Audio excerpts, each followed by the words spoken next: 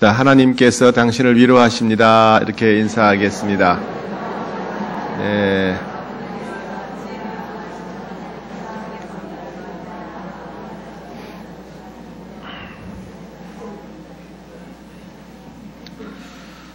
네, 기도하겠습니다. 하나님 감사합니다. 오늘 새벽도 저희들을 깨우셔서 주님 보좌 앞으로 인도해 주시니 감사합니다. 저희들과 함께 하시며 또 저희들을 사랑하셔서 은혜 베푸시려고 이곳으로 인도하신 줄 믿습니다. 저희들의 처지와 형편을 아시고 저희들의 외로움과 두려움과 고달픔을 아시는 주님, 오늘도 저희들을 만나주시고 말씀하시고 은혜를 베풀어 주옵소서. 세상이 줄 수 없는 위로를 오직 우리 하나님만이 주시는 줄 믿습니다. 우리 하나님의 위로는 세상 그 어떠한 것과 바꿀 수 없음을 저희가 압니다. 주님 역사하여 주시고 은혜를 베풀어 주옵소서. 은혜를 사모하며 예물 드리는 손길들이 있습니다. 하나님께서 한 사람 한 사람의 형편과 마음을 헤아려 주셔서 응답하시고 역사하여 주시옵소서.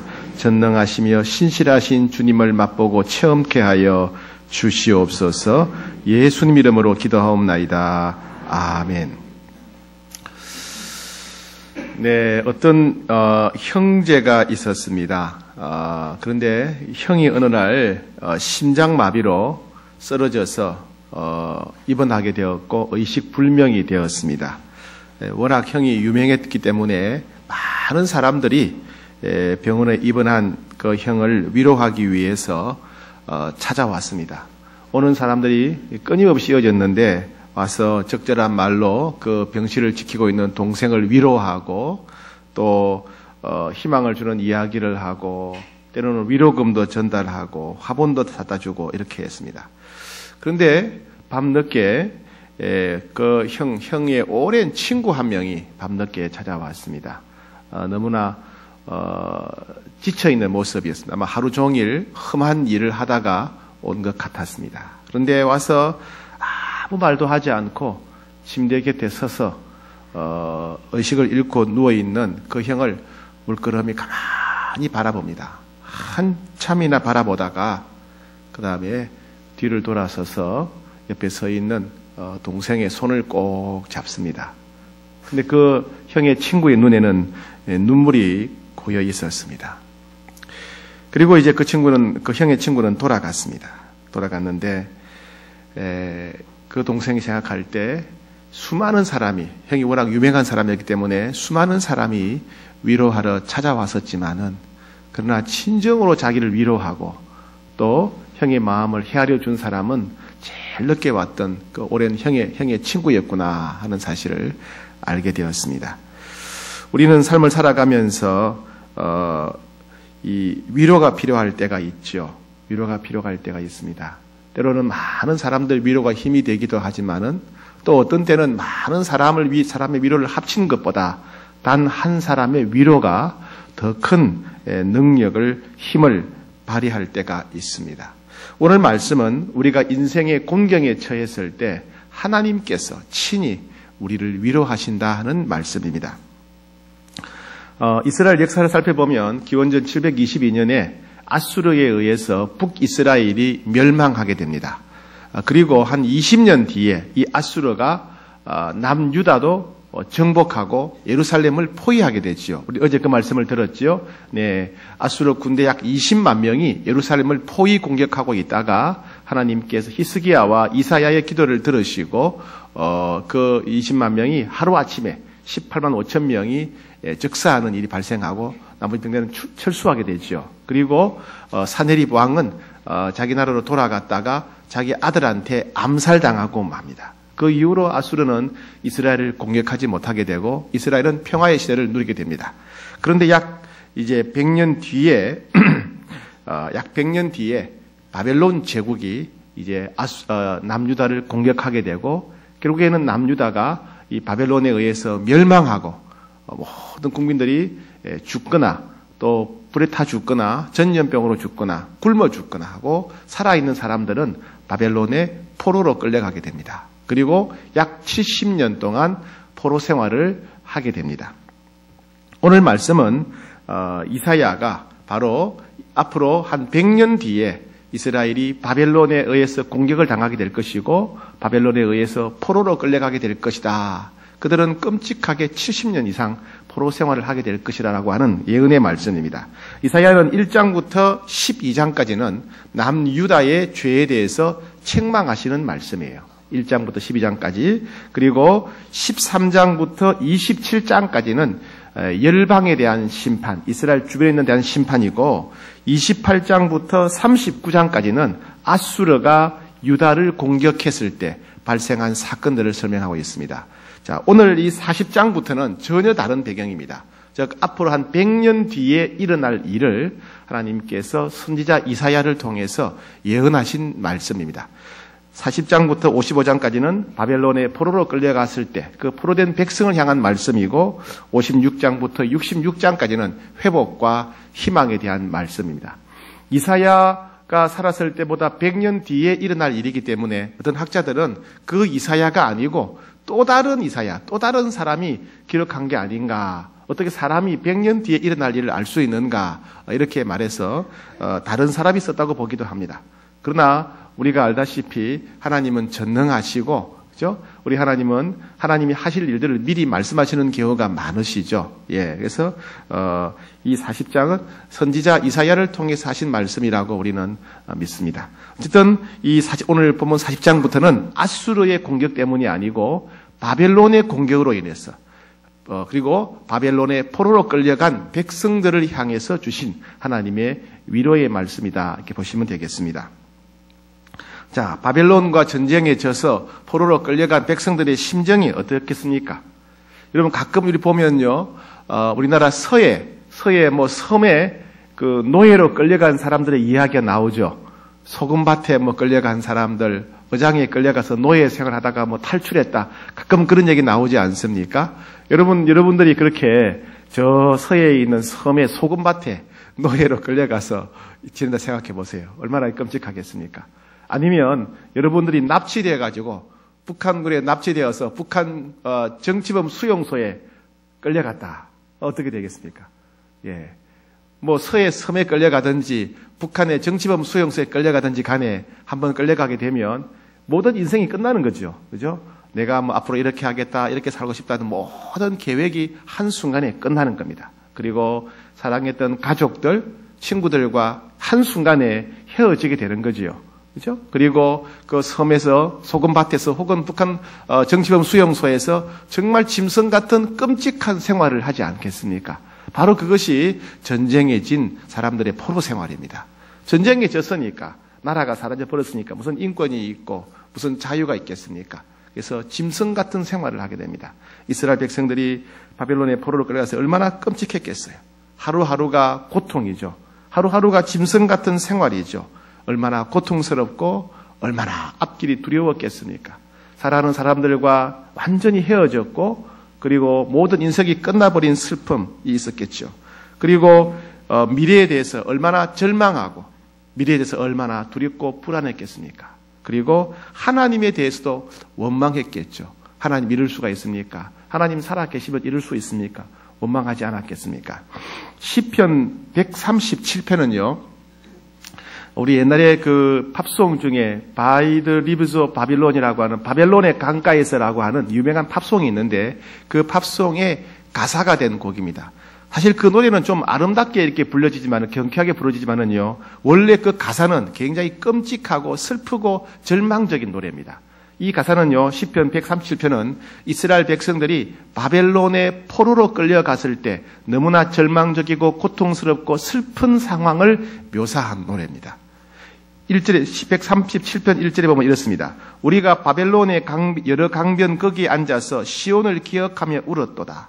그 중에 버드나무에 우리가 우리의 수금을 걸었나니 이는 우리를 사로잡은 자가 거기서 우리에게 노래를 청했다.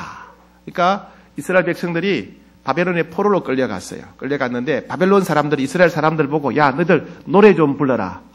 우리를 위해서 노래를 좀 불러라. 노예로서 비참하게 생활을 하고 있는데 한참 일하다가 너희들 우리를 위해서 노래 불러라. 그래서 하나님을 찬양하던 악기로 노래를 부르면서 바벨론 사람을 즐겁게 했다는 그런 슬픈 이야기죠. 그러면서 시편 137편 9절에 보면 이런 말씀이 있어요. 우리에게 행한 대로 내게 갚는 자가 복이 있을 것이다. 바벨론 사람들이 우리한테 행한 대로 복수해 주는 사람, 우리한테 행한 대로 갚는 자가 복이 있을 것이다. 네 어린 것들을 바위에 메어 치는 자가 복이 있으리라. 바벨론 사람들의 어린 아이들을 개구리 패대기, 어릴 때 개구리 패대기 쳐봤어요? 예. 개구리 패대기 치듯이 바벨론 사람들의 어린 아이를 바위에다가 패대기 치는 사람은 복이 있을 거다. 이렇게 말해요. 왜요? 바벨론 사람들이 이스라엘을 정복할 때 이스라엘의 어린 아이들을 바위에다가 패대기에 쳐서 죽였기 때문에 그걸 기억하고 있는 이 바벨론 포로들은 바벨론 사람들의 어린 아이를 바위에 패대기 쳐서 죽이는 사람은 복이 있을 것이다. 이런 저주를 하는 거예요. 그러니까 얼마나 끔찍하고 자기 아들이, 자기 딸이 바위에 패대기 쳐서 죽는 모습을 봤으니까 얼마나 끔찍하겠어요. 그런 끔찍한 생활을 하고 있던 것이 바로 바벨론 포로들입니다. 그 포로들을 향해서 하나님께서 위로하시는 말씀을 주신 것이 이사야 40장부터 시작되는 겁니다. 자, 이사야 40장 1절 시작. 너희의 하나님이 이르시되 너희는 위로하라. 내 백성을 위로하라. 예, 하나님이 위로하라. 내 백성을 위로하라. 예, 그냥 위로하는 것이 아니고 위로하고 위로하라. 너무나 간절한 하나님의 마음을 표현하고 있습니다. 누구를 위로합니까? 내 백성을 위로하라. 내 백성. 포로로 끌려간 이스라엘 백성들이 어떤 모습입니까? 우리는 열왕기하나 역대하를 통해서 알 수 있죠. 그리고 에레미야를 통해서도 알 수 있죠. 에스겔을 통해서 알 수 있습니다. 이스라엘 백성들이 얼마나 하나님 말씀에 불순종했습니까? 하나님이 계속해서 선지자를 보내셔도 선지자를 보내서 책망하고 야단쳐도 계속해서 불순종하고 또 불순종했어요. 하나님을 멸시했습니다. 그리고 각가지 우상을 숭배했습니다. 심지어 예루살렘 성전, 하나님을 섬기던 예루살렘 성전에도 각가지 우상을 갖다 놓고 하나님 대신에 우상을 섬겼습니다. 결국 끝까지 불순종하고 돌이키지 않고 온갖 죄를 짓다가 하나님의 심판을 받아서 바벨론의 포로로 끌려갔던 사람들입니다. 여러분 주변에 아무리 말해도 여러분 말을 듣지 않고 무시하는 사람들이 있습니까? 여러분 친구 가운데, 이웃 가운데 여러분이 아무리 말해도 절대 여러분 말 듣지 않는 사람들, 여러분 그 사람들을 향한 심정이 어떻습니까? 괘씸하고 되게 밉죠, 그죠? 하나님은 이스라엘 백성이 얼마나 미웠겠습니까? 그들에게 노예 생활하던 그들을 해방시켜서 새 땅을 주고 자유를 주고 그들에게 복을 주셨건만 그들은 끝까지 하나님 말씀을 불순종하고 또 불순종하고 하나님 대신에 각종 우상을 섬기고 온갖 악한 죄를 다 저질렀던 백성들. 하나님 그들이 얼마나 미웠겠습니까? 그런데도 하나님 말씀하십니다. 이들은 내 백성이다. 이들이 아무리 불순종해도 내 백성이다. 내 백성들을 위로하라. 하나님은 한번 관계를 맺은 사람을 절대로 포기하지 않으신다는 것입니다. 아브라함을 통해서 언약을 맺으신 백성들, 모세를 통해서 언약을 맺은 백성들, 절대로 포기하지 않으시고 영원히 너희는 내 백성이다. 너희가 아무리 불순종해도, 너희가 아무리 죄를 지어도, 너희가 아무리 우상을 숭배하고, 너희가 아무리 나를 잊어버려도 너희는 내 백성이다 하시면서 그들을 위로하시는 겁니다. 아브라함과 모세와 맺은 언약도 잊지 않고 기억하시는 하나님, 예수 그리스도의 보혈, 하나님의 아들이신 예수 그리스도의 보혈로 씻음받은 자녀들은 절대로 잊지 않으실 것입니다. 그죠? 네. 그러면서 어떻게 위로하시나 봅시다. 2절에 너희는 예루살렘이란 말은 포로된 이스라엘 백성들을 예루살렘이라고 표현합니다. 예루살렘의 마음에 닿도록 말하며 그것에 외치라. 마음에 닿도록 말하라. 마음에 닿도록 위로하라. 여러분들이 어려움을 당했을 때 많은 사람들이 위로할 때 어떤 사람들의 말은 참 마음에 닿을 때가 있죠. 가슴에 닿는 위로가 있어요. 그죠? 가슴에 닿는 위로. 예. 조는 분들은 그런 거 못 느낄 거예요. 예. 깨어있는 분들은 그 위로를 경험한 적이 있을 겁니다. 예. 막 형식적인 위로가 아니고, 말만 하는 위로가 아니고, 때우는 위로가 아니고, 인사치레 위로가 아니고, 내 마음 깊은 곳에 와닿는 위로. 그죠? 그 위로를 하는 거예요. 이스라엘 백성들, 포로된 백성들의 마음에 와닿도록, 형식적인 위로가 아니라 그들의 마음에 와닿도록 위로하라. 마음에 와닿도록 위로하라. 혹시 그들이 깨닫지 못하는 사람이 없도록, 혹시 듣지 못해서 위로받지 못하는 사람이 없도록 그들의 귀에다가 큰 소리로 말해서 그들을 위로하라. 예, 그들을 위로하고자 하는 하나님의 안타까운 마음이죠. 예, 위로하라. 위로하라. 위로하라. 그래서 2절, 2절 1 말씀이 있습니다. 계속해서 그 노역의 때가 끝났고 그 죄악이 사함을 받았느니라. 그의 모든 죄로 말미암아 하나님의 여호와의 손에서 벌을 배나 받았느니라 할지라. 이제 하나님께서 그들을 위로하시고 회복시켜 주실 것이다. 모든 죄도 용서하실 것이다. 라고 하는 그러한 말씀입니다. 여러분, 하나님의 이런 위로를 경험하신 적이 있습니까? 하나님 이런 위로를 경험하신 적이 있습니까? 네, 물론 예배 때도 그런 일이 많지만은 특히 우리 성령 수양회 같은 데 갔을 때 하나님이 많은 위로를 하시는 걸 볼 수가 있어요. 우리가 다들 행복하게 사는 것 같지만은 다들 아픔이 많으시잖아요. 그죠? 아픔이 많으시잖아요. 성령께서 임재 가운데, 깊은 임재 가운데 성도를 위로해 주시는데 이 성령 수양회 가면 통곡하며 울부짖는 사람들이 있어요. 통곡하면서.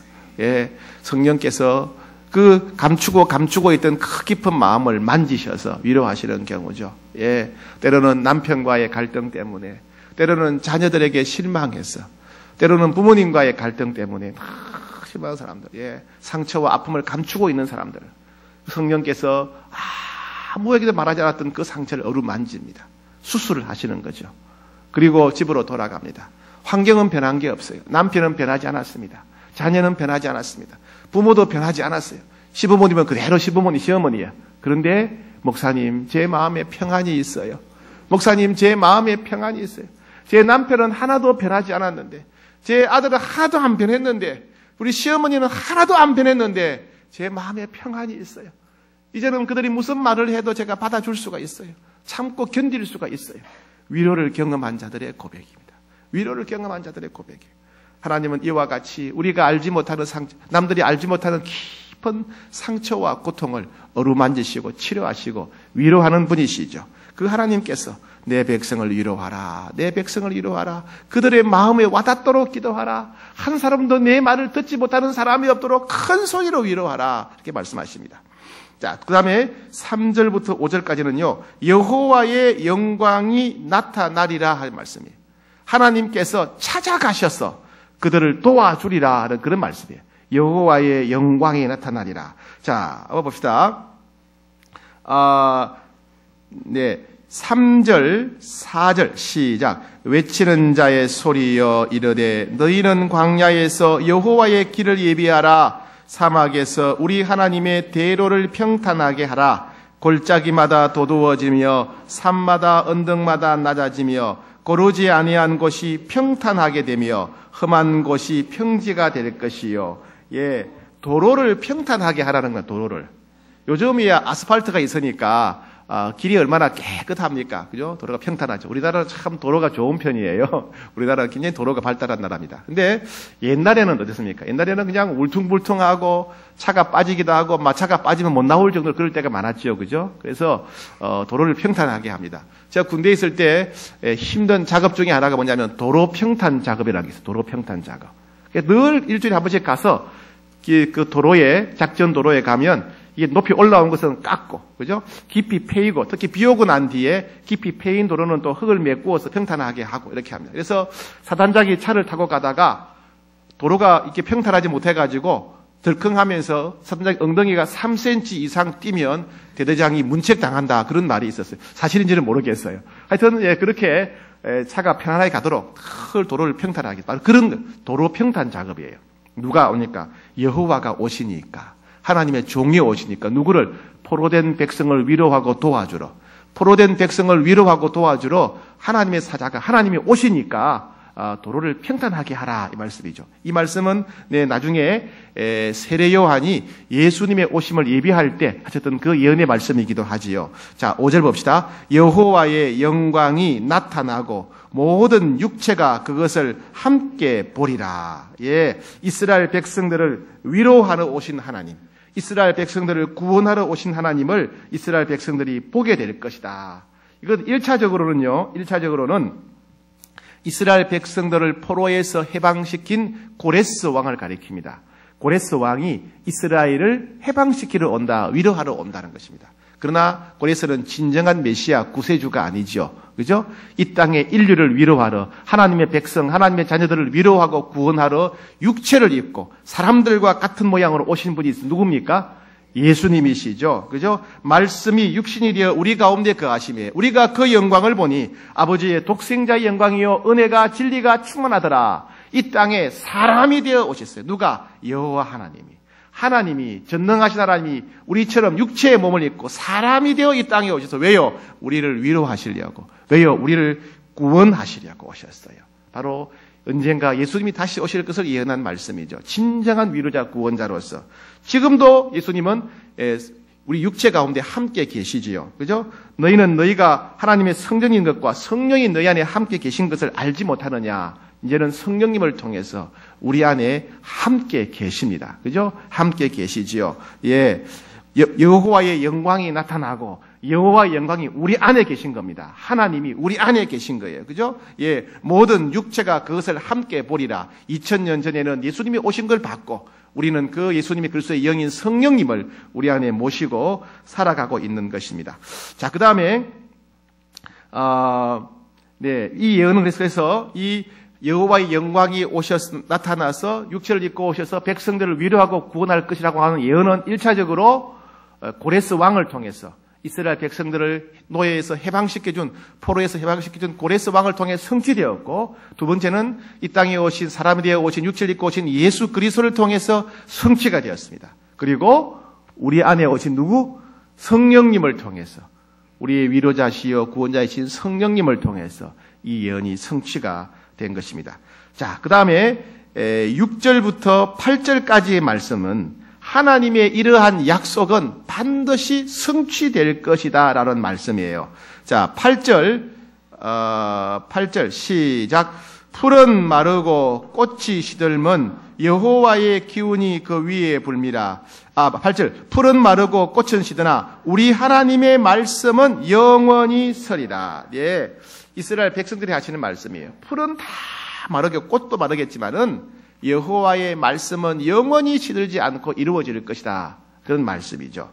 무슨 말이냐면 이 풀과 꽃은 뭘 상징하느냐면 이스라엘 백성들이 의지했던 모든 것들, 이스라엘 백성들이 구원받고자 도움을 받고자 위로받고자 의지했던 모든 것들은 꽃이 시들듯이 풀이 말라버리지 다 사라지겠지만은 여호와 하나님의 말씀은 절대로 변하지 않고 이루어질 것이다. 그러니 꽃을 의지하지 말고 풀을 의지하지 말고 여호와의 말씀을 믿고 의지해야 된다. 그런 말씀이죠.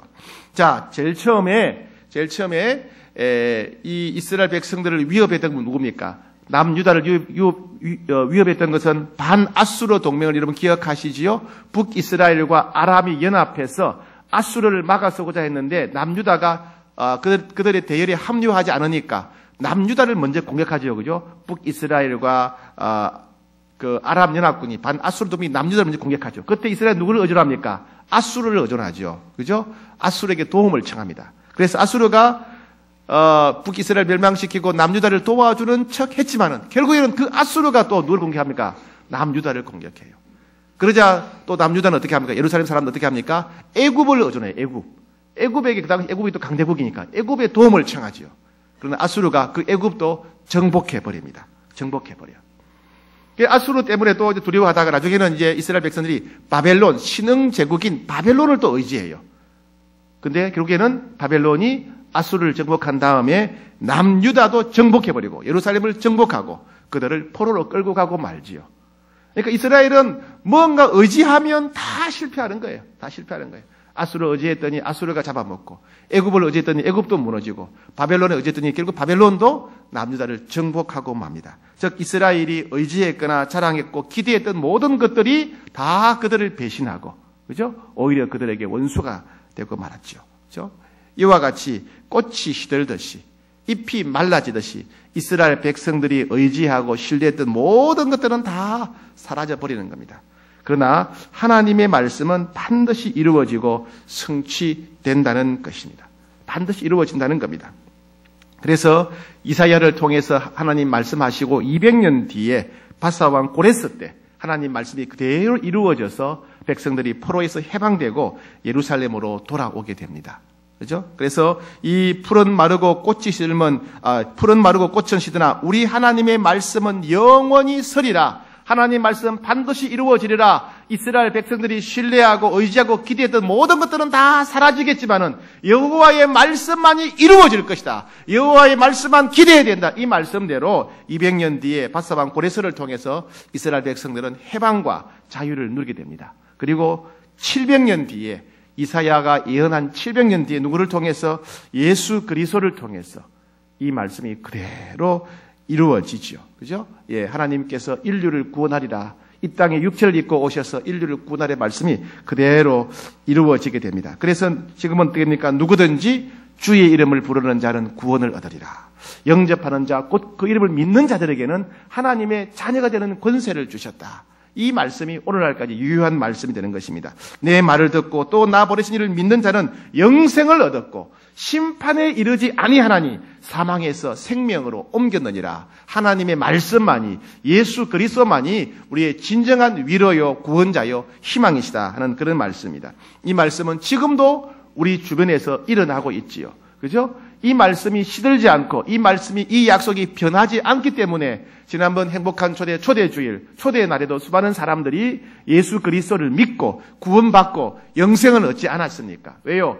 풀은 사라지지만은, 꽃은 시들지만은 하나님 말씀은 2000년 지난 지금도 계속해서 사실이고 진리고 역사하기 때문에 누구든지 주의를 부르는 자는 구원받았습니다. 누구든지 예수를 믿는 자는 모든 죄를 용서받았습니다. 누구든지 예수를 영접하는 자는 새 생명을 얻고 영생을 얻고 하나님의 자녀가 된 것입니다. 하나님 말씀은 영원합니다. 하나님 말씀은 영원한 겁니다. 자, 그 다음에 9절부터 11절 말씀은 포로로 끌려간 이스라엘 백성들, 그 백성들을 내가 돌보아 주겠다 그런 말씀입니다. 전쟁에 지고 포로로 끌려간 백성들은 너무나 슬프고 너무나 고통스럽고 너무나 두렵고 캄캄하겠죠. 근데 하나님께서 그들을 돌봐 주시겠다는 겁니다. 11절 시작. 그는 목자같이 양떼를 먹이시며 어린 양을 그 팔로 모아 품에 안으시며 젖먹이는 암컷들을 온순히 인도하시리로다. 자, 우리가 볼 때는 이 목자가 양을 돌보는 모습이 우리는 경험해 본 적이 없잖아요. 잘 모르잖아요. 그죠? 예. 이스라엘 백성들은 이 목축을 하기 때문에 이 단어가, 이 표현이 너무나 가슴에 와닿게 다가옵니다.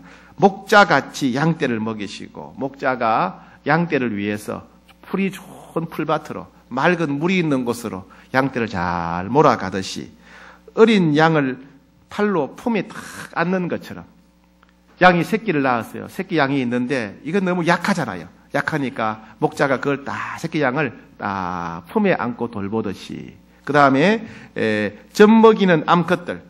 여러분 이 양이 있고 여러 새끼 양을 젖먹인다 그러면 함부로 못 움직일 거 아니에요. 그죠? 왜냐하면 새끼가 밟힐 수 있고 새끼가 젖먹어야 되니까.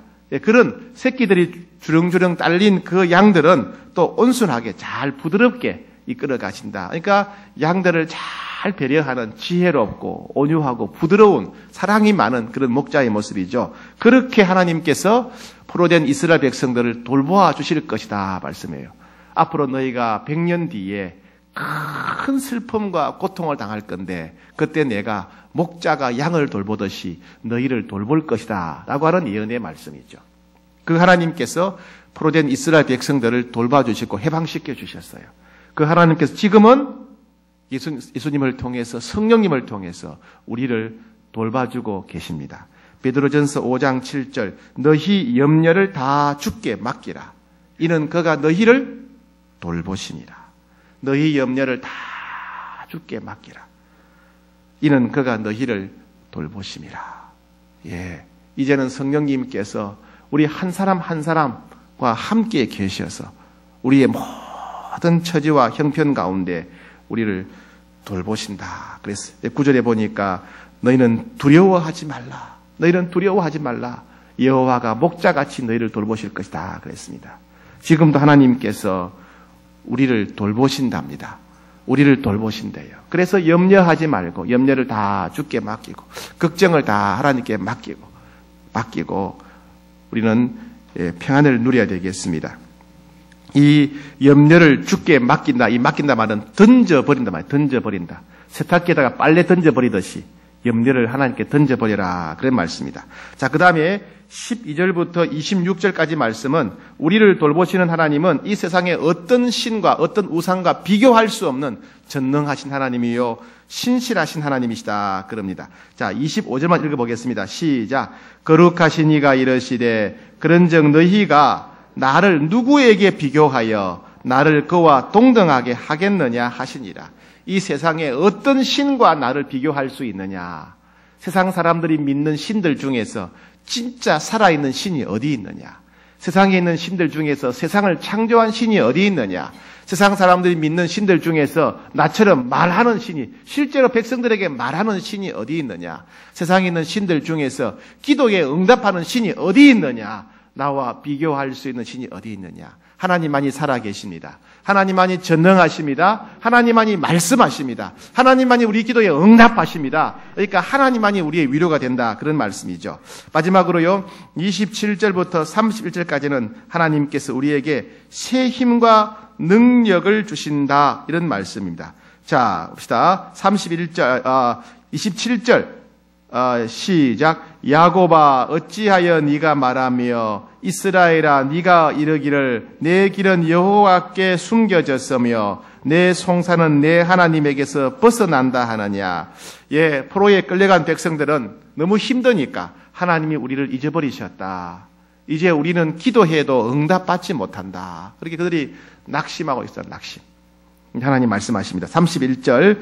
자, 29절 시작. 피곤한 자에게는 능력을 주시며 무능한 자에게는 힘을 더하시나니. 31절. 오직 여호와를 앙망하는 자는 새 힘을 얻으리니 독수리가 날개치며 올라감 같을 것이요 다른 박질하여도 곤비하지 아니하겠고 걸어가도 피곤하지 아니하리라. 하나님께서 백성들에게 독수리가 날개치며 올라감 같이 새 힘을 줄 것이고 다른 박질하여도 피곤치 않고 걸어가도 피곤치 않도록 하나님께서 새 힘과 능력을 주시겠다. 이 말씀입니다.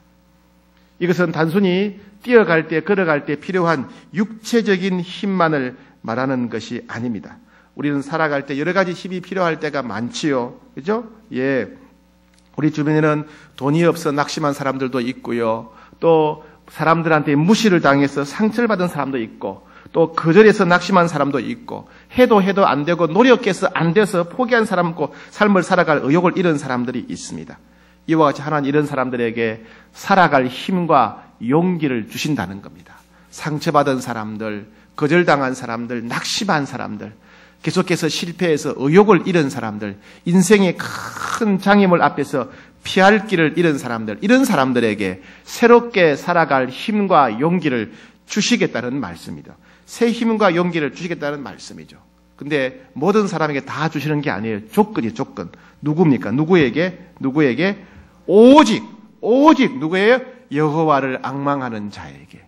오직 여호와를 앙망하는 자에게 하나님이 살아갈 새 힘을 주시겠다. 그 말씀이에요. 예. 여러분, 예수님 주변에 많은 사람들이 병을 고치고자 따라오고 예수님의 옷을 붙잡았어요. 예수님 옷이라도 붙잡으면 병이 나을까 싶어서. 예수님 옷이라도 붙잡으면 나을까 싶어서 수많은 사람이 옷을 붙잡았어요. 그런데 그 중에 단 한 사람만 소원이 이루어지고 병이 나았어요. 누구였습니까? 12년째 혈류병을 앓는 여인만 병을 나았어요. 예수님 뭐라 그러셨습니까? 그 여인만, 수많은 사람이 예수님 옷을 잡았지만 그 여인만 응답받고 병이 나은 이유가 뭐라 그랬습니까?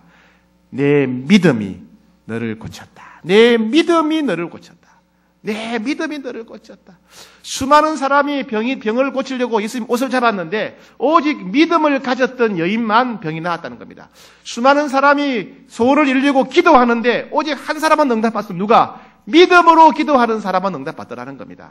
수많은 사람이 예배를 드리지만은 하나님의 위로를 체험하고 은혜를 체험하는 한 사람이 누가요? 믿음으로 예배 드리는 사람만 응답받고 은혜를 체험하게 되더라는 겁니다. 예배 드리는 게 중요한 게 아니고 찬송하는 게 중요한 게 아니고 성경을 읽는 게 중요한 게 아니고 기도하는 게 중요한 게 아니라 믿음으로 예배 드리고 믿음으로 찬송하고 믿음으로 기도하는 자만 응답받더라는 겁니다. 오직 여호와를 앙망하는 자만 응답받고 새 힘과 용기를 얻게 되더라. 그 말씀입니다. 종교 개혁을 했던 마르틴 루터라고 유명한 분이 있죠. 이 마르틴 루터가 하루는 너무 실망하고 낙심을 해서 침대에 누워 있었어요. 그러자 루터의 부인이 갑자기 상복을 꺼내 입었어요. 상복 입죠. 장례식 때 입는 옷을 꺼내 입는 거예요. 그래서 루터가 보고 아니 여보 누가 죽었냐고 왜 상복을 입느냐. 그러니까 그 루터의 부인이 하는 말이 하나님이 돌아가셨다는 거예요. 하나님이 돌아가셨다는 거예요. 아니 어떻게 하나님이 어떻게 돌아가시냐 그러니까 아니 하나님이 돌아가신 게 아니라면 당신이 이렇게 낙심할 이유가 있냐고. 당신이 이렇게 낙심하는 거 보니까 하나님이 돌아가신 것 같다.